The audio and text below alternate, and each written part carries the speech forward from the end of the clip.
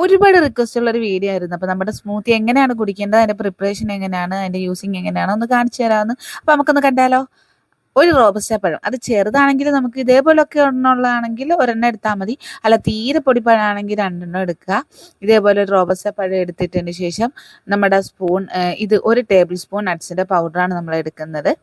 ഇത് ഇതിലേക്ക് ഇട്ട് കൊടുക്കാം. നമുക്ക് നല്ല രീതിയിലാണ് നട്ട്സിൻ്റെ എല്ലാ ഇതും അതിനകത്ത് അറിയാൻ പറ്റും.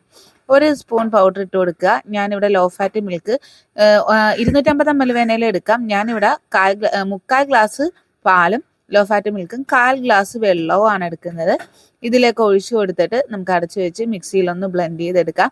നല്ല രീതിയിൽ ബ്ലെൻഡ് ആ പഴം നല്ല പോലെ അരയാൻ ശ്രമിക്കുക. അതിനുശേഷം നമുക്ക് ഗ്ലാസ്സിലേക്ക് മാറ്റാം. നല്ല ഹെൽത്തി ആയ 18 തരം നട്ട്സുകൾ അടങ്ങിയ നല്ല ഹെൽത്തി സ്മൂത്തി റെഡിയാവും.